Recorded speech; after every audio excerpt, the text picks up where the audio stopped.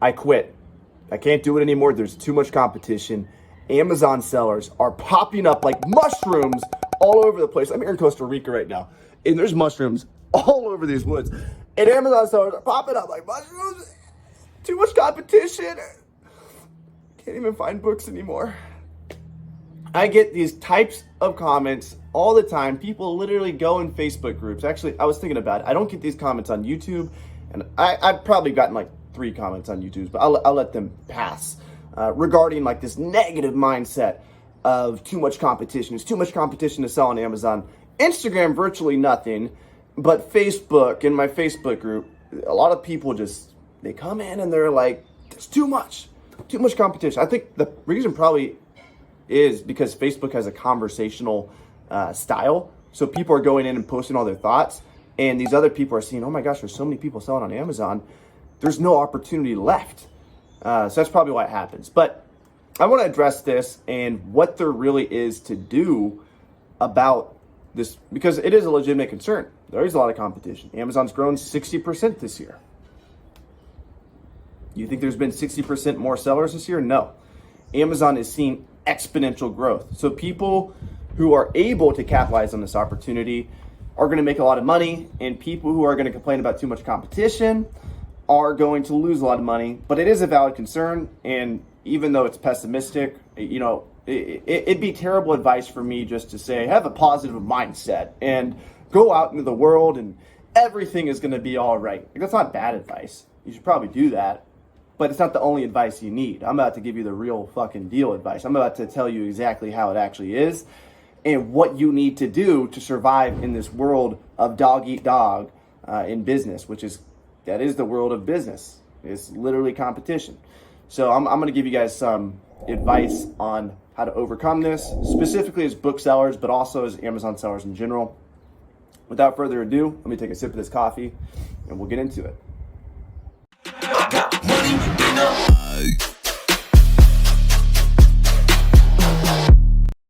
Look at this beautiful view of Costa Rica. Okay, so what do you do about the competition? What do you do when you go to a thrift store and there's so many people in there scanning the books? What do you do when you go to a library sale and there's so many people scanning the books? Maybe you're a retail arbitrage person and you found a hot deal.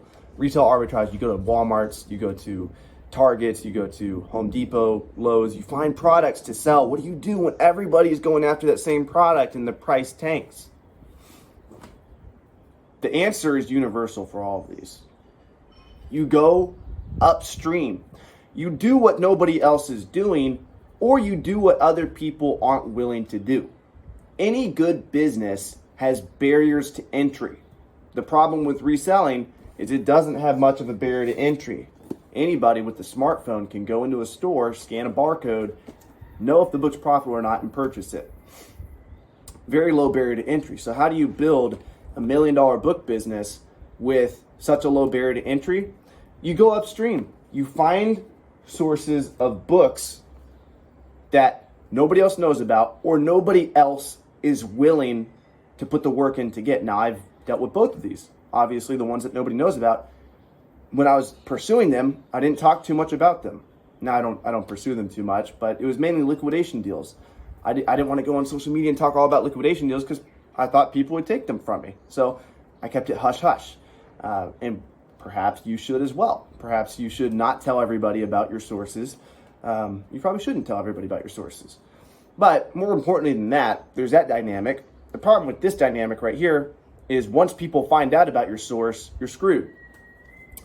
So the next level is providing value and doing things that nobody else wants to do.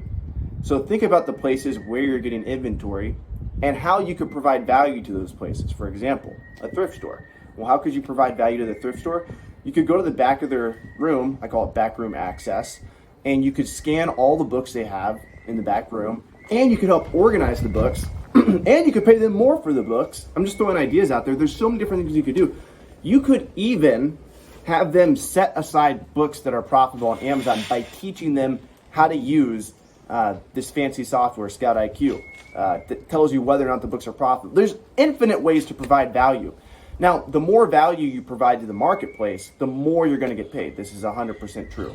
The more value you provide to the book industry, I don't care what industry you're in. If you're in the fitness industry, the more fat that you help people lose, the more muscle you help them build, the more you're going to get paid. Your paycheck is going to go up proportionately with how much muscle you lay on people's bodies. Your paycheck is going to go up proportionately with how much fat people are able to lose.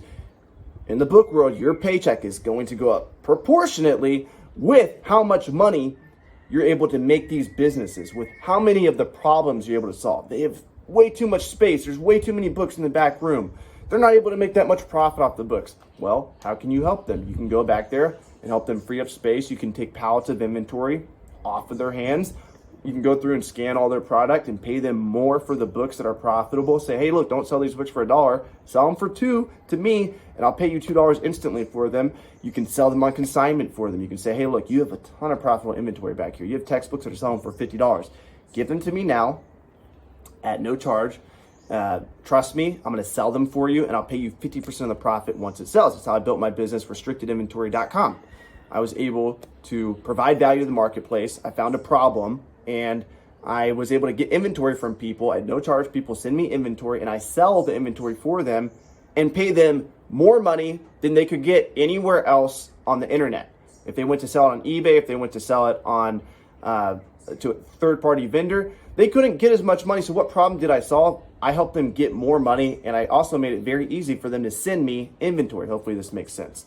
I solved a problem in the marketplace. So if you want to make more money, I don't care if you're doing retail arbitrage, if you're doing books, you need to solve a problem in the marketplace. And generally that problem is either money or logistics. Maybe you don't have enough space. And there's infinite ways. I'm going to go off on a tangent here and just list a bunch of different ways that you could build a book business. People that I know have built book businesses like this. And let's do it. Let's just do it. Nextdoor is an app where you can post and you can get free books. The company 1-800-GOT-JUNK built a million, if not billion dollar business. I don't know how much the business is worth, but at least $1 million business off of taking items that people thought were trash from people's houses and then selling them for millions of dollars, gross sales probably every month. They've built a massive business. You can do the same thing on a small scale with books. Go on Nextdoor, Facebook Marketplace, Craigslist, and post, I will pick up your books at no charge. You can go pick up books from people for free, and you're helping them. You got to realize you're providing value to the marketplace because they don't want these books anymore. They're heavy. They feel guilty throwing them away. So you're taking away the guilt. You're taking away the back pain. And you're going to go pick up all these books, take them to your place, and you got them for absolutely free. And you're going to sell them on Amazon, Nextdoor, Facebook Marketplace, OfferUp, LetGo, all these places you can get books for free, especially Nextdoor. So go on there. That's one way to build a business. I have a buddy that does, he did like $20,000 in profit, which is, for his third or fourth year in business, pretty damn good, doing donation bins. He set up donation bins all over his city. What value is he providing? People had books and they wanted to get them back into the hands of readers. They felt guilty throwing them away. They didn't want money for them. They just wanted people to read them again. So they went and donated them in this metal donation bin. Boom, he solved a problem. I have a friend that did $2 million last year in sales because he worked with college campuses. All college campuses have textbooks. Almost every college campus has a bookstore, and the bookstores needed money for the books. What problem did he solve? They wanted money. He had the money. He gave them money, got the textbooks, sold them on Amazon, did $2 million in sales. He solved a problem. Everybody who is doing millions in sales on Amazon, you will not find a single person doing millions in sales, at least booksellers, that are not solving a problem. You need to solve some type of problem. Even if that problem is simple as I have a buddy out west who does $3 to $5 million a year. And what he does is he just takes pallets from Goodwill. He does bulk.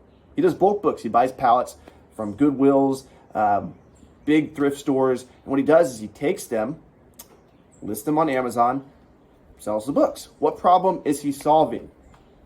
He's solving space, money. He's freeing up space at the Goodwills. He's paying them money. He's working out the logistics of removing them for them. He's doing like all these awesome things for them. So find a problem, Even if that problem is just, you know, as weird as this might sound, you can provide value just by making people feel important. Now that might sound all gushy and woo-woo, but if you go into a small bookstore and you realize, here's an example. A lot of bookstores turn away textbooks. They won't take textbooks. So libraries also turn away textbooks. You go in there and you're like, hey, do you guys accept textbooks for donations? Oh, no, sorry, we don't. We can't sell them. Like, nobody ever buys the textbooks when we get them. What you can do is get a textbook donation box, give it to the bookstore, and say, hey, look, just take textbooks as donations, and I'll pay you for the textbooks once a month. Or you could even say, I'll just take the textbooks away at no charge. And so now the bookstore will start accepting textbook donations. You'll have boxes filled with textbooks, and you actually did solve a problem. They didn't like telling people no for textbooks. It made them uncomfortable. You were able to help them with that. And also, if you were just a nice person in the process and you weren't a dick and you had a good conversation with them, you made them feel important and you made them feel like they're doing something good, which they are. So they're helping you build a small business, and they're also taking student donations for textbooks. So many different ways to make money on Amazon. It all comes down to solving a problem. I'm getting into wholesale right now, and this theme continues. The way that I'm building my wholesale business is providing value to the brand. I'm literally reaching out to them and I'm like, hey, look, I want to help you. I want to help you sell more products. I want to optimize your listing. Your pictures suck. I can help make them better. I can help you get better pictures. I can help you write better words. The words describing your product, they don't look good. I want to make this whole listing you have on Amazon sell more products every month. Let me help you. What am I doing? I'm providing value to the marketplace. This is the name of the game. Hopefully I provided value to you today, the YouTube marketplace. That's the name of the game, is just provide value in every way you can. And if I did provide an ounce of value, smash that like button right there, hit that subscribe button, and I will catch you in the next YouTube video. Peace out.